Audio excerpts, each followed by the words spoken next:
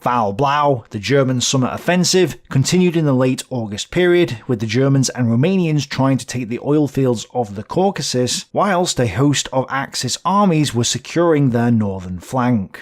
Their front line in the north currently ran along the Don River to the Volga, where they were fighting to take the city of Stalingrad. If they did take Stalingrad, they would consolidate their position on the Volga, which would not only block the river, but also allow them to go east and strike towards the city of Astrakhan. The Soviets, of course, were trying their best to prevent this from happening. Overnight on the 27th to 28th of August 1942, the Western German infantry divisions of Seydlitz's 51st Army Corps shifted eastwards.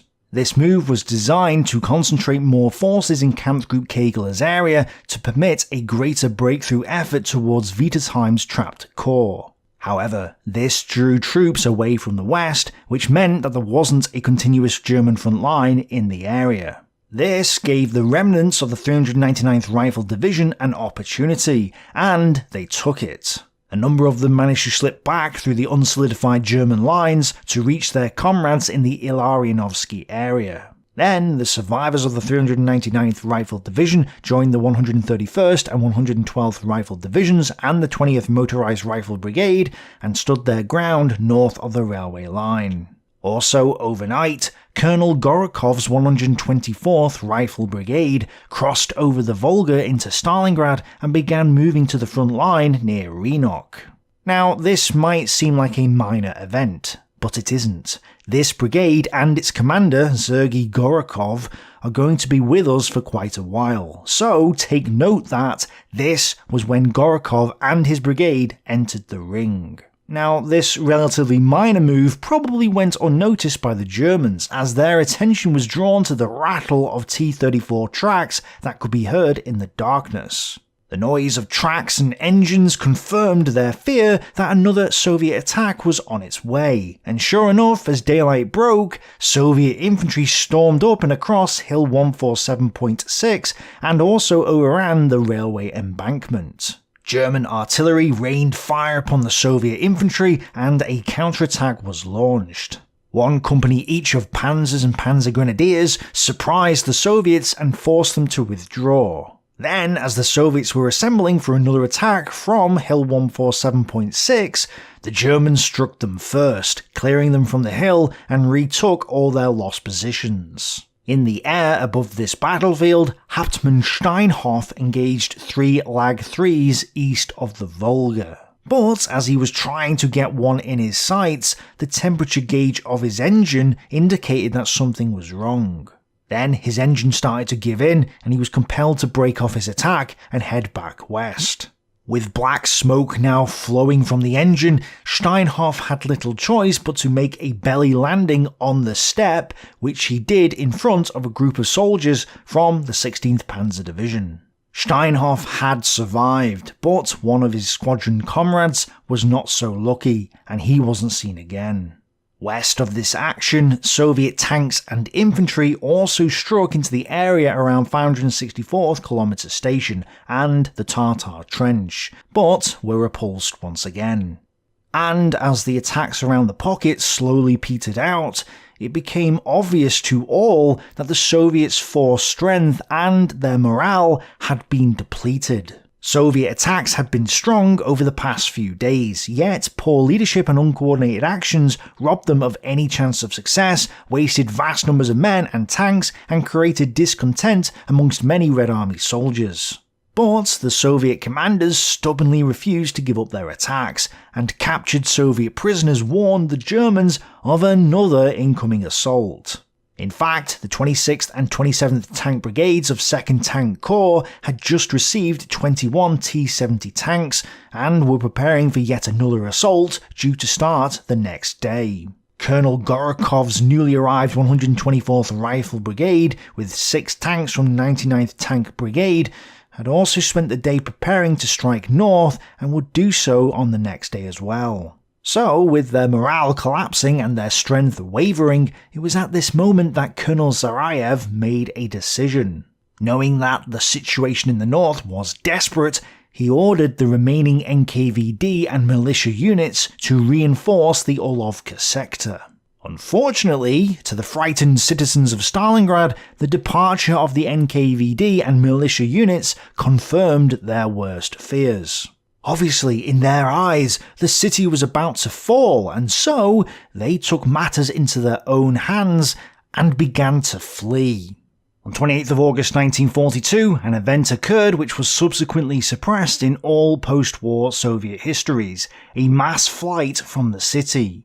The fact that this event was suppressed means that I don't have much information about it, and the only book that really mentions it is Jones's Stalingrad: How the Red Army Triumphed, which is a fantastic book and I highly recommend it. What I can say is that the Germans also downplayed the events that were happening on the 28th, summed up by Beaver in this passage.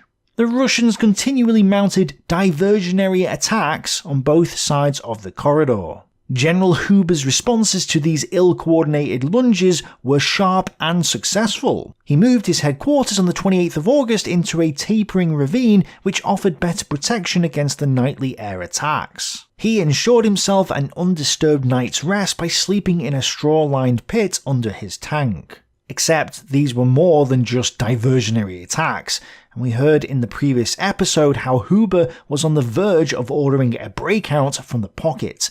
Yet here the general is presented as being calm and in control, and the overall impression is that Wietersheim's corps wasn't really in much danger. Of course, the reality is a little different. Strong Soviet attacks and Huber's constantly panicky requests for supplies and reinforcements prompted Wietersheim to request that his corps withdraw from the Volga. Paulus refused.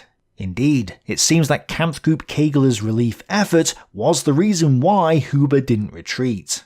Kampfgruppe Kegler and 160th Panzer Battalion had advanced east once more and managed to re-establish links with the 14th Panzer Corps.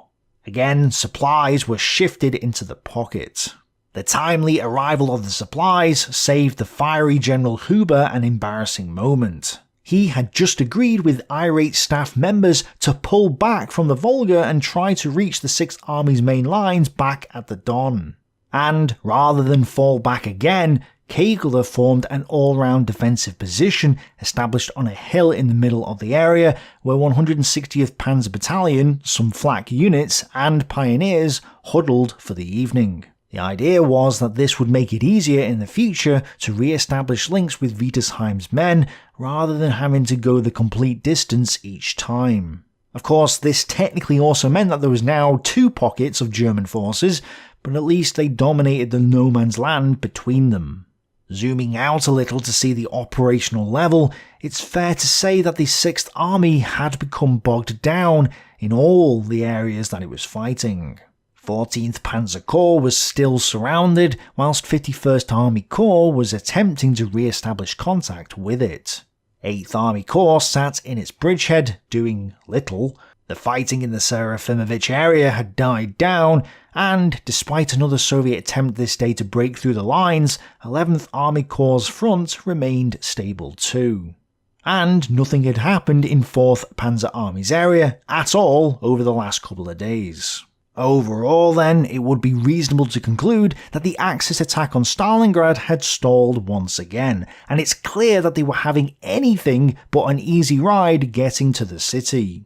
Of course, to the south, preparations were being made for Hoth's next attack, which had the potential to get the offensive rolling again. Facing little Soviet opposition in their area, 4th Romanian Division was pulled out from the line and moved east to secure the lake area and Hoth's eastern flank. But the main thing to note was that 48th Panzer Corps had by now moved itself behind the Romanian lines and was almost ready to attack. It was out of frontline combat, and fuel and ammunition supplies were arriving to restock the depleted units. 24th Panzer Division, as an example, now had enough fuel for an advance of about 50 kilometers from the preparation area. And this was done without the Soviets knowing a thing about where 48th Panzer Corps was. Of course, these units had suffered heavily in the previous fighting and were certainly nowhere near their full strength at this point. Jason D. Mark describes the depleted condition of the 24th Panzer Division in his book, Death of the Leaping Horseman. With Riebel dead, Houwelingscheld had to place 24th Panzer Regiment under the command of Major von der Lancken. And with Lengerke also dead, Oberstleutnant Vollraff von Hellermann, commander of the 4th Motorcycle Battalion, now took command of the 21st Panzer Grenadier Regiment. In place of Hellermann came Rittmeister Otto von der Gruben. So yes, the division had lost 2 of its regiment commanders in its last action, and they weren't the only ones needing replacing. After the assumption of command by Oberstleutnant von Hellermann, there was also another change for Panzer Grenadier Regiment 21. The brave, universally popular commander of 2nd Abteilung, Major Wilhelm Schwanke, was so exhausted through the continuous strain, together with the extremely heavy mental strain that arose from his feelings of responsibility for the lives of every individual subordinate, especially considering the severe casualties of his squadrons, that he was ordered home by doctors to completely recover. I'm highlighting this because it's obvious that the German divisions in 4th Panzer Army were pretty weak at this stage and were suffering in more ways than just bullets and bombs. However, the Soviets ahead of them were also weak and had no idea that the 48th Panzer Corps had redeployed to face what was probably the weakest part of their lines. And the Germans were concentrating everything they had to overwhelm this part of the front. Generals Stumpfeld, commander of 48th Panzer Corps Artillery, and Fiebig, commander of 8th Flieger Corps, joined Hott and the others at 12:30 hours to discuss the upcoming attack. They would provide substantial artillery and Luftwaffe assistance to shatter the enemy for their Panzer and Panzer Grenadier troops. But Fiebig's boss, Richthofen, wasn't happy. The previous day, he had sent his operations officer, a guy called Schultz, to visit Goering and Jesenek, the guys in charge of the Luftwaffe. Schultz relayed Richthofen's frustrations about the slow progress of the armies at Stalingrad, which they agreed with. Hitler wasn't happy either, and Richthofen got permission to go visit the army commanders to boost their morale. So, on the 28th, Richthofen visited Hott to tell him to hurry up in a friendly manner.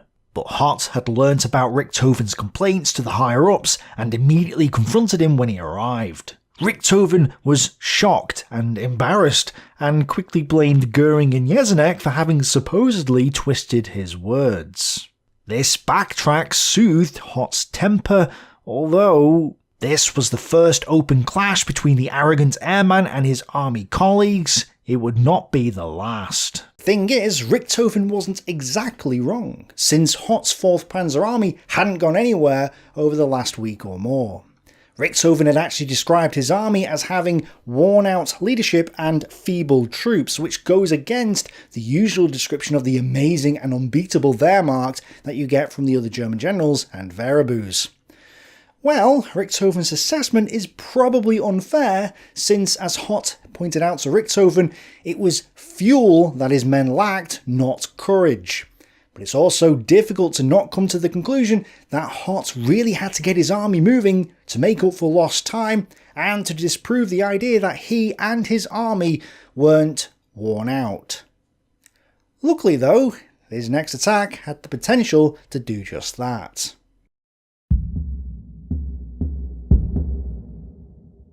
It was raining in the 6th Army's area on the 29th of August 1942 as the 71st Infantry Division continued to shift itself eastwards. The bulk of the division reached the Rashashka River area, allowing the 295th Infantry Division to concentrate fully on reinforcing Wietersheim's trapped corps. As this was happening, a HE-111 bomber flying above them was hit and started coming down. Nobody in Worcester's battery really paid much attention to it, until the crew decided to release their bombs in a desperate attempt to keep the thing afloat. The bombs landed smack bang in the middle of Worcester's formation, blowing up a munitions truck, killing 3 of his men and wounding several others. At this moment, Worcester looked up and saw the plane stutter on. I saw 3 airmen bail out of the falling plane, but their parachutes did not open in time. The plane hit the ground and exploded. When we searched the crash site, we found nothing but burnt wreckage. The 3 crewmen lay on the ground with unopened chutes. We snapped off their dog tags, collected watches and other personal belongings, and sent them off together with a short report. I now had the unenviable task of writing letters to the next of kin. It had to be done, but finding the right words was not easy. Northeast of this incident, Kampfgruppe Kegler, with 160th Panzer Battalion sat on their hill in the middle, reopened the corridor once more. This time they faced little resistance, more trucks made it through, and supplies reached the frontline troops in the late afternoon. Prisoners and casualties were also evacuated, yet despite this, the supply situation for the 14th Panzer Corps remained critical, and the desperate shortage of ammunition for the Panzer IV long barrels was made worse when only 280 rounds of ammunition for them reached the Corps. That was barely enough to fill 3 panzers. Still, the shortage of shells didn't stop Wittersheim's men taking out another 42 Soviet tanks on this day. And there was also a reshuffling of units within the pocket. Infantry elements from 60th Motorized Division took up positions to the south, allowing 3rd Motorized Division to redeploy most of its units to the north. This was fortunate because another Soviet assault went in against 3rd Motorized Division, with the 4th and 16th Tank Corps trying to break through to the 2nd Tank Corps, which was heading north towards them. But both attacks were dissolved under heavy German defensive fire, with 14th Panzer Corps using 160 tons of artillery ammunition in the process. Trapped in a pocket and using up a lot of ammunition like this just to keep the enemy at bay, whilst not knowing when additional supplies were coming, made Wittersheim very worried. That's why he continued to ask for help, and the 6th Army had to repeat their previous orders to hold onto the Volga regardless of the situation. Obviously this was easier said than done, and the Soviets were trying their hardest to smash Wittersheim's pocket. Copious amounts of Soviet artillery and rocket fire rained upon them from the eastern bank, as 2 Soviet gunboats blasted them from the Volga itself. These shells pummeled 16th Panzer Pioneer Battalion and signalled the start of yet another Soviet attack. Supported by 6 tanks from the 99th Tank Brigade, Colonel Gorokov's newly arrived 124th Rifle Brigade advanced. They forced the German engineers back and successfully captured the village of Rynok. Again, an important event that we should take note of. It was probably the combination of incessant Soviet attacks on the pocket, his stalled advance, and Wittersheim's pleadings that persuaded Paulus on the evening of the 29th to pull 8th Army Corps back from its bridgehead. Although this withdrawal wouldn't happen for a few days, it seemed like a waste to have 2 divisions tied up in a bridgehead that wasn't getting used, especially when they needed more troops to the east. If Paulus abandoned this bridgehead, it would free up 1 division which could be used elsewhere. Which is a great idea, although from the German perspective, he probably should have thought of this a little sooner. And Paulus wasn't the only one making changes. On the 29th of August, Deputy Supreme Commander Georgy Zhukov arrived in the Stalingrad region at the airfield at Kamyshin. Vasilevsky greeted him, and after a short discussion, the 2 of them drove to the Stalingrad front's headquarters at Malaya Ivanovka. But Gordov, the commander of the Stalingrad front, wasn't there. He was in the forward positions. And not impressed with the vague and imprecise reports told to him by the headquarters staff, Zhukov arranged to meet with Gordov and Moskalenka at 1st Guards Army's headquarters instead. Arriving there, Gordov and Moskalenka gave their own more accurate reports of the situation, which both Zhukov and Vasilevsky were happier with. Unfortunately, they painted a grim picture. The condition of the 3 new armies that the Stavka had sent them was poor. Apart from the lack of equipment, fuel or ammunition, the 3 armies were manned by older reservists, and they certainly wouldn't be ready to attack on the 2nd of September. So, all 4 generals agreed that a counterattack could not be conducted before the 6th of September, and Zhukov immediately reported this to Stalin. Stalin listened to what Zhukov had to say, and did not object, However, Zhukov sweetened the blow by saying that Moskalenka's 1st Guards Army might be able to attack on the 2nd of September. This was good enough for Stalin, who ordered Moskalenka to attack on the 2nd if he was ready to do so. Thus, the Soviets were preparing for yet another attack as their offensive in the Serafimovich area ground to a halt.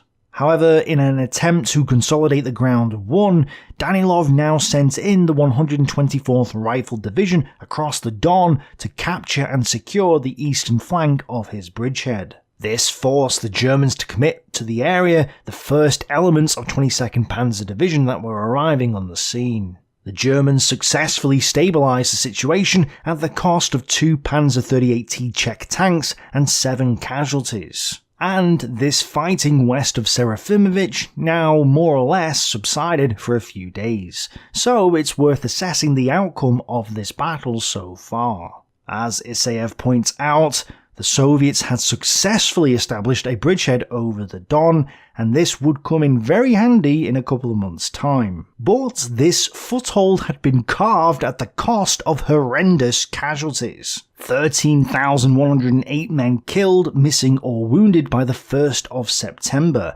in a couple of days' time. Total Axis casualties for Serafimovich for this period are not clear, but the Soviets reported capturing 1,200 mostly Italian Axis prisoners and a host of equipment, including 30 artillery pieces.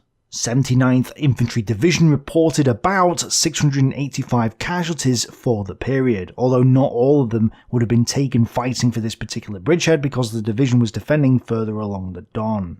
Also, some of these were lightly wounded and would stay with the troops, so this isn't an accurate assessment of the damage inflicted by the Soviets. But it's clear that the Soviets had taken more casualties than the Axis and had been stopped by German and Italian forces. It had been a high price to pay to secure this bridgehead across the Don, but if they could make decisive use of it in the future, the sacrifice of lives may not have been in vain.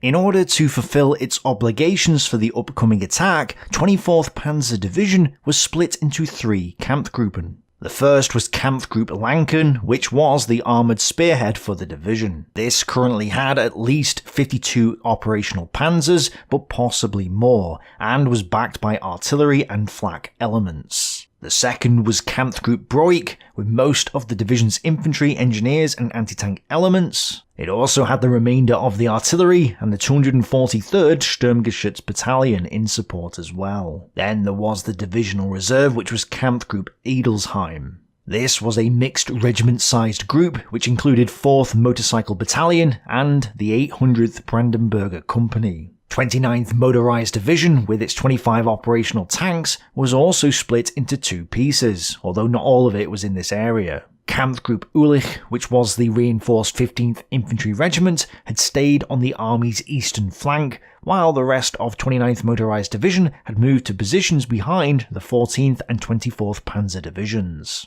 Still, even without all of 29th Motorized Division, it was clear that the 48th Panzer Corps had a decisive advantage over the opposition. Altogether, these 3 German divisions with roughly 100 operational tanks would roll through 2nd Romanian Division, smash the Soviets ahead of them, then move northeast towards Point 130.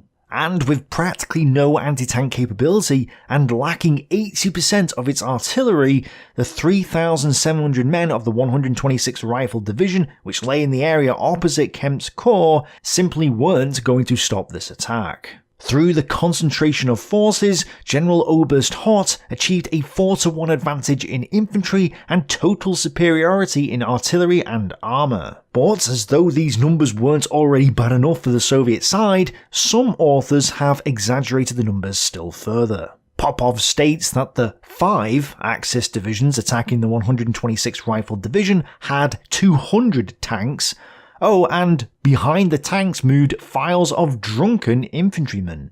I'm not sure about the drunkenness of the German infantrymen, perhaps they were drunk, but it was 4 divisions, not 5, and one of these divisions was Romanian, another, the 29th Motorized, wasn't complete, and none of them were at full strength, which is why they had about 100 tanks, not 200 as Popov claimed.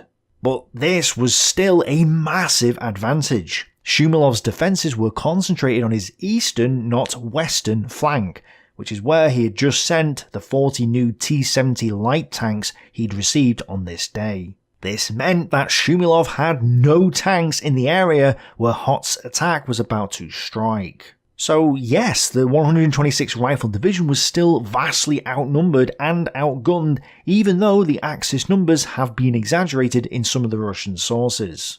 Of course, German authors also like to exaggerate and imply the opposite, that the Germans faced hordes of Red Army soldiers in heavily defensive positions. The enemy tenaciously held on in front of the 6th Romanian Army Corps. These outermost city defensive belts, which continued west of the railroad tracks, opposed the attack with large terrain obstacles. This situation caused the Panzer Corps to be relieved from its former sector and again prepared for the breakthrough in the area south of Tebet-Enervo. Yes, Hapt is actually claiming that it was the Romanian failure to attack in their area that caused 48th Panzer Corps to redeploy, not because of the failure of 48th Panzer Corps itself, which was the actual reason. Because Hapt is so pro-German that he can't bring himself to admit that it was the German troops who had failed in this situation. In deep, carefully constructed field positions, the enemy established special combat groups here which were led by the commander of the 126th Rifle Division, Colonel Sorokin. They consisted of the 126th Rifle Division, the reconstituting 208th Rifle Division, and the Ordzhonikidze and Grozny Military School regiments, reinforced by 2 Army Artillery and multiple rocket launcher regiments. The 29th and 138th Rifle Divisions closed along the railroad tracks to the north. Right, but no context is given here. Hapt implies that 4 Soviet divisions were in the area, plus 2 military school regiments and lots of rocket artillery. But the 29th and 138th Rifle Divisions were not facing the incoming German attack. The 208th was more than reconstituting, it was completely wiped out, with only the headquarters staff remaining, and the 129th Rifle Division had only 3,700 men left. The cadet regiments had been in combat for weeks and were depleted too, and as far as I'm aware, there was only 1 artillery regiment in the area, the 1159th Artillery Regiment. But obviously that's not the point. Hapt is trying to make out as if the Germans easily broke through hordes of enemy troops in super tough defensive positions backed by a ton of artillery, when in reality they faced 1 depleted division reinforced by scraps of other units that had no tanks and little artillery. Yes, they were in defensive positions, but those positions are worthless if they're not manned, which they barely were. So really it was the Soviets facing hordes of German and Romanian troops, not the Germans, the opposite of what Hapt implies. And too little too late, Shumilov now realised that the Germans had redeployed their motorised and panzer formations to his weakened western wing. But there was no time to do anything practical to reinforce his units there before the attack began. Instead, Shumilov could only offer moral support, and supposedly told Sorokin, "Hold on, dear one, until your last breath, hold on. There is no way out. If you can hold on for an hour, that is a good thing. 2 hours is still better, and 3 hours we will erect a monument to you." So, at 0500 hours, Romanian and German artillery opened up and a strong swarm of aircraft flew overhead, as 3 columns of panzers and panzer grenadiers advanced, concentrating on the western flank of the 126th Rifle Division. The Soviets ahead of Kampfgruppe Lanken were in a gully and offered strong flanking fire, setting the lead panzer alight. They struck several more panzers with anti-tank rounds, causing the crews to bail out and abandon them. And anti-tank rifle rounds passed cleanly through some of the half-tracks, wounding the troops riding on them. But it was clear that they wouldn't hold on for long, so Shumilov reacted by ordering the 6th Guards and the 254th Tank Brigades to fall back to the Zeti area, which they began to do. Tanashishин himself also left for Zeti, where he began organising the 30 or so T-70s gathering there for a defensive battle. And between Zeti and the Tingutta Station area was Colonel Smirnov's 154th Naval Rifle Brigade, which, without any instructions from above, decided to hold its ground in the face of the incoming Axis attack. Despite offering stiff resistance at first, by 08:15 hours, the 126th Rifle Division's line had been breached by the 24th and 14th Panzer Divisions. In fact, Heim's panzers drove directly into Sorokin's headquarters, but instead of running, Sorokin ordered his men to hold on. They did, at the cost of horrendous casualties. Every single senior commander was either wounded or killed, with Colonel Sorokin himself losing consciousness from his wounds. The remaining elements of the 126, with their Deputy Commander for Logistics, Major Golova, now in active command of the division, stood their ground against impossible odds. At least at first. They had knocked out several panzers with their anti-tank rifles and mines, but there's no getting around the fact that Kemp's 100 panzers had quickly overwhelmed them. At 10 AM, the 126 was ordered to fall back, which it began to do. However, the withdrawal quickly turned into a rout, and the men began to flee in all directions. Because of the collapse of the 126th Rifle Division, the 29th and 138th Rifle Divisions were now compelled to abandon their defences around the 74th Station area. And Shumilov ordered the 29th Rifle Division to act as a rearguard to allow the other units to withdraw, which it did, suffering horribly in the process. And despite heavy Soviet fire coming from the west, which slowed the advance, 24th Panzer Division pushed forwards, with Kampfgruppe Lanken reaching the southern edge of Zeti by 12:00 hours. Shortly after, a message was sent by 24th Panzer Division that read, "Entire Sturmgeschützabteilung knocked out. The last gun of Sturmgeschützabteilung 243 has been knocked out." As Jason D. Mark points out, the message does not indicate whether the assault guns were totally destroyed or, as is more likely, simply put out of action for an hour or so due to minor damage. The main problem though was that 14th Panzer Division had lagged behind due to firm Red Army resistance in its area. This stunted advance now exposed the right flank of 29th Motorized Division, which was a threat to the overall offensive. Worse, a tank battle now erupted at Zeti, with Tanashishин's 30 or so T-70s bravely and perhaps foolhardily going up against the German Panzer IIIs and IVs of 24th Panzer Division.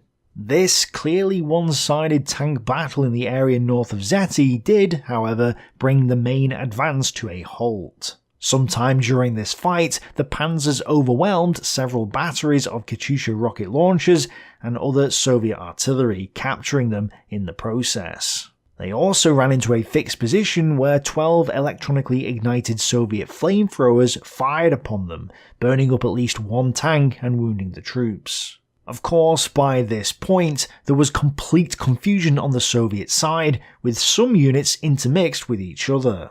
Shumilov was desperately ordering them all to fall back, which Tanashishин's remnants began to do so that evening. Unfortunately, 3 liaison officers from 64th Army Headquarters failed to get through to the 154th Naval Rifle Brigade, and Colonel Smirnov never received the order to withdraw.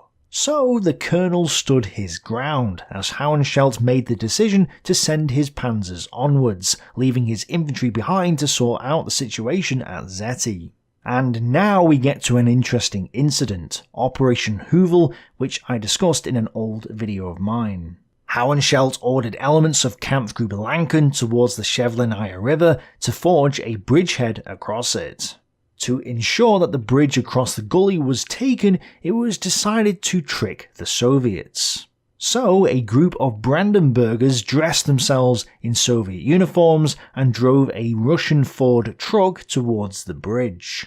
As the eyewitness says, their weapons consisted of submachine guns, several hand grenades and a few Panzerfaustern. Yes, the spelling Panzerfausten is incorrect. It should be Panzerfausts. But as Jason DeMark notes, this couldn't be correct anyway because Panzerfausts weren't invented yet. Most likely the Brandenburgers were armed with anti-tank rifles, not Panzerfausts, but it's an interesting quote nonetheless. Anyway, the truck sped towards the bridge, and the men on board fired their submachine guns and threw their hand grenades at the two panzers that were chasing them. This was all for show to fool the Soviets into thinking that the truck was full of Russians fleeing the Germans. And as they got close, the two panzers drove off the road in preparation for an attack, whilst the truck drove to the bridge. Then a massive explosion blew the truck to pieces, and anti-tank rounds smashed the two panzers as well. The Soviets hadn't been fooled. Everyone was dead except for Hüvel and Panzer, who managed to bail out and flee. And having witnessed this debacle, Hauenschelt concluded that his surprise attack had failed.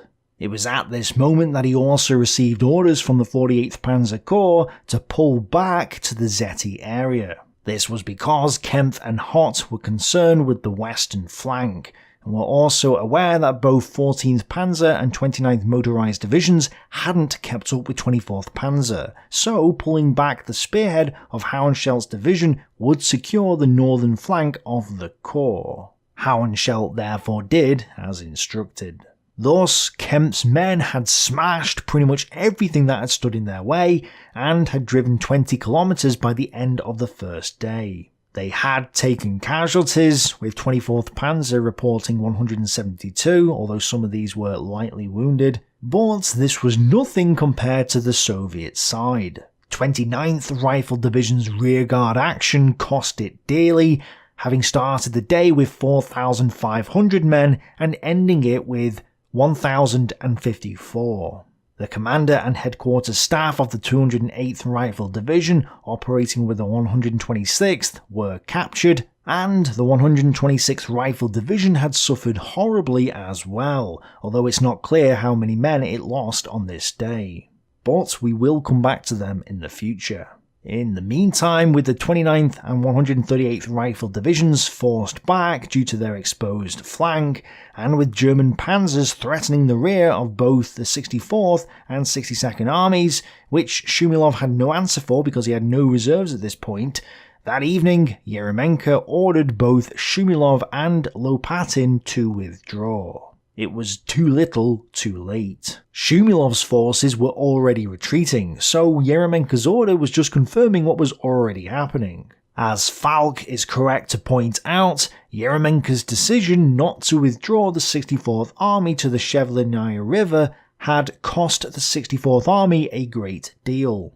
Strategically speaking, General Yeremenko should have pulled the 62nd and 64th Armies back to the inner defensive line much sooner. But General Yeremenko failed to act, and that error almost cost him the battle for Stalingrad. So now, finally, Lopatin and Shumilov were ordered to fall back, which they began to do. Shumilov's new line would be along the Shevlinaya River, so that evening Churikov went to inspect the line's defences with two other officers from the 64th Army. As this was happening, Yeremenko boosted Stalingrad's inner defences by withdrawing the 26th Tank Brigade, redeploying it to the forest west of Stalingrad's factory district. He then reinforced it with the 397th and 398th Anti-Tank Artillery Regiments, and deployed the 78th Tank Brigade and 498th and 1251st Anti-Tank Artillery Regiments to Stalingrad's hilly suburb of Minina. To the west of Minina, in the Pashanka area, he redeployed the 20th Destroyer Brigade. Clearly though, his determination to stand fast and not take a step back had cost him dearly, and had brought the Axis to the gates of Stalingrad. Thanks for watching, bye for now.